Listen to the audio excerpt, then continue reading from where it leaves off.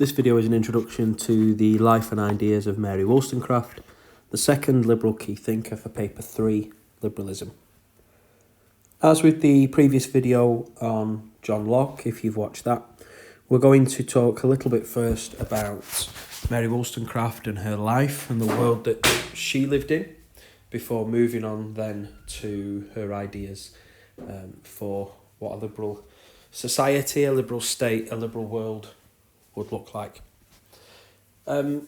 Locke's work was very much set within the context of the English Civil War, whereas Wollstonecraft is looking across the English Channel to events in France in the 18th century. Wollstonecraft is so excited by what is going on in France that she moves there. But there is a backstory in England that is important before her move to France. What we're going to see is Wollstonecraft adding a feminist perspective to the principles of classical liberalism. And her feminism is rooted in various places. First of all, she was the daughter of an unhappy marriage and a violent father figure. And she also, in her earlier years, set up a school for women with a very close friend of hers. When she moves to France, she has a child out of wedlock. The father of the child moves back to England. When Mary returns to England from France, she finds that the father of her child is living with somebody else and refusing to recognise his offspring. And so Wollstonecraft, although a middle-class upbringing, had certainly faced the challenges and the hardships that were common for many women. Certainly for somebody like Wollstonecraft, who wasn't interested in living the lifestyle that women were traditionally expected to live. She enters into another relationship, this time with an American traveller, and this time she does get married and dies giving birth to her child. That sort of sets the context of Wollstonecraft's feminism in a way. It doesn't tell the whole story, but it helps to understand the context. But when Wollstonecraft sees what's going on in France, she's very excited because Mary Wollstonecraft is a Republican. She wants to live in a country and in a world where the institution of monarchy has been replaced by more democratic means. And so she's very excited when she lives in Paris at the execution of the king. What she isn't too pleased about is how the reality of France is different from what had been promised in the revolution. And actually many of her friends in the aftermath of the revolution meet the guillotine in the way that Louis XVI did. What had excited Wollstonecraft was this concept of the citizen, because that was a gender-neutral term. If you refer to citizens in a constitution, you are referring to men and women. And sex and gender roles is at the heart of Wollstonecraft's liberalism. She is giving an up-to-date feminist perspective on the works of John Locke. And just to give you an indication of the sexism of the time, Wollstonecraft writes a text called A Vindication of the Rights of Men, 2 years before the key text that we're going to look at today. So in 1790, she writes A Vindication of the Rights of Men. And it is originally posted anonymously, and it is a response to Edmund Burke's criticism of the French Revolution. And originally, this book is well received and is considered a fine liberal rebuke of this conservative text.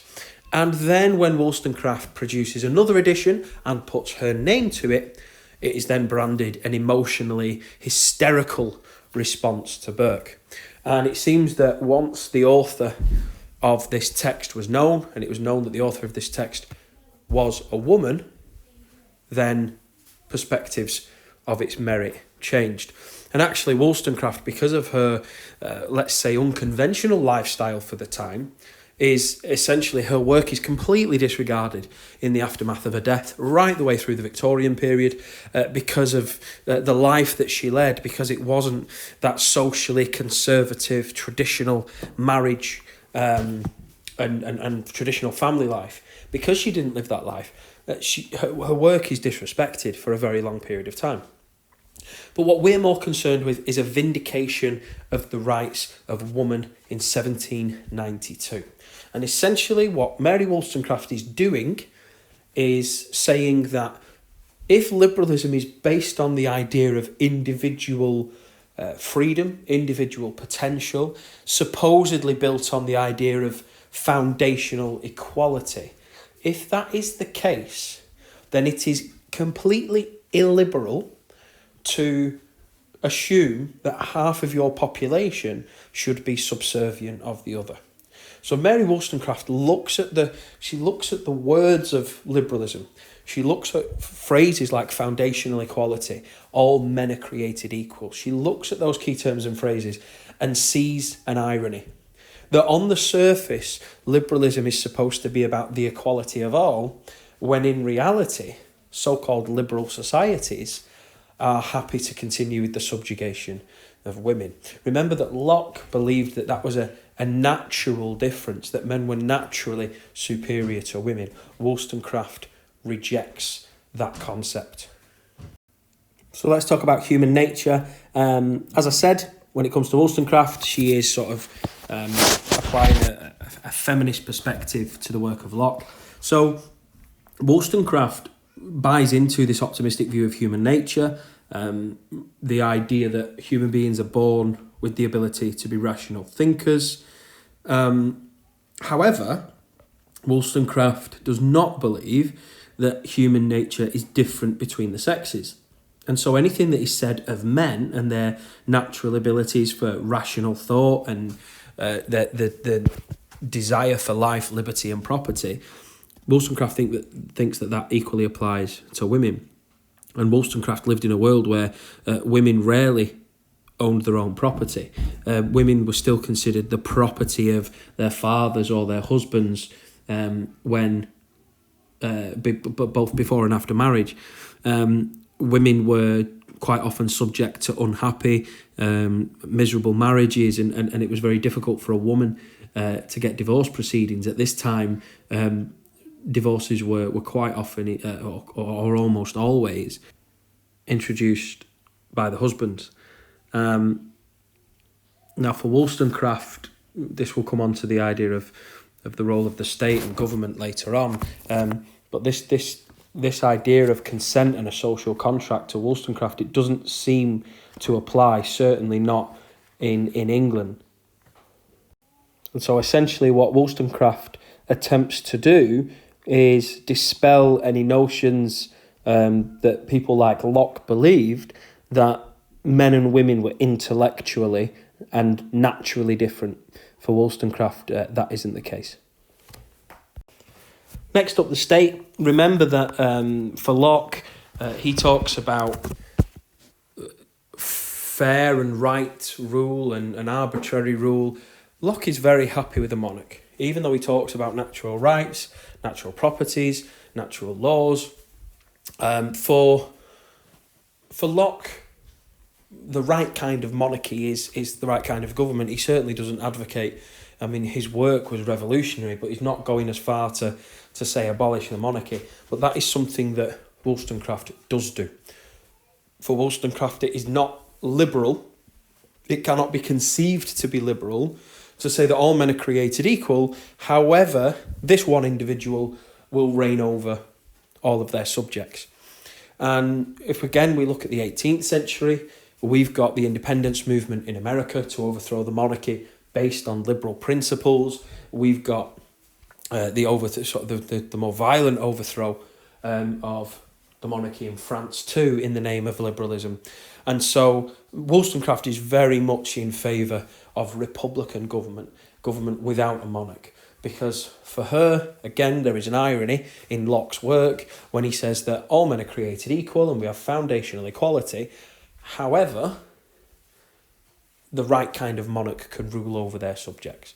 And one thing that Wollstonecraft is very pleased with in the French Revolution is the reference to citizens rather than subjects. The idea that all individuals, and because citizens is a gender neutral term, that would have pleased her too, that people weren't subject to a government, subject to a monarch, but citizens of the state. And so Wollstonecraft sort of was inspired by the republicanism, certainly of the revolutions in America and France, to overthrow monarchy and instill government provided by the people themselves. Okay, so now we'll talk very briefly about society.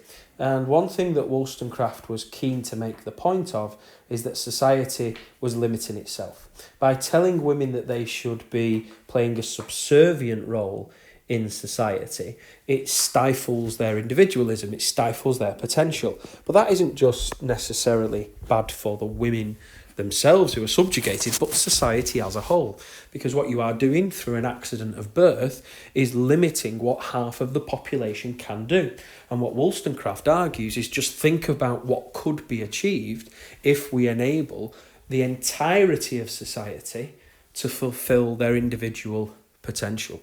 So for Wollstonecraft, she isn't just looking at the victims, for want of a better phrase, of the subjugation of women. She's looking at society as a whole. By telling women that they should play a limited subservient role, it is not just they that suffer, but society on the whole that suffers too. And Wollstonecraft, at a point in her work, points the finger at her fellow woman and says that women are complicit in their own subjugation by buying into and accepting and celebrating the expected roles that a woman should play in society. And this shouldn't come as a surprise, knowing that Mary Wollstonecraft had her own school for girls earlier in her life, but Wollstonecraft believed that the key to enabling all of this potential and maximising female individualism was through education, which at the time was difficult and unusual for women to get the same level, the same quality, the same subject matter in their education as young men. So Wollstonecraft believed that in the power that education could play in maximising the potential of women. Okay, finally, the economy.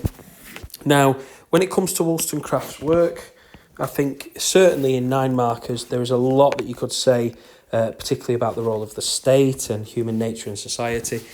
This would probably be with the 9 Markers where I would mention the other key thinkers. Only in as much as there's very little to say beyond what we already know. And that is, when Wollstonecraft was talking about property, she believed that property access should apply across the sexes. She believed that the society in England that she lived in did not enable women to fulfil the potential, and it was a limitation on their natural right to property. So she believes in the extension of that to women, but also that education and the removal of those limits to female potential will have a benefit to the economy because of what can be achieved when the potential of female individualism is achieved. So the free market economy is something that Wollstonecraft is committed to, but believes that the economy would perform much better and serve a greater number of people if women were allowed to fully participate in it.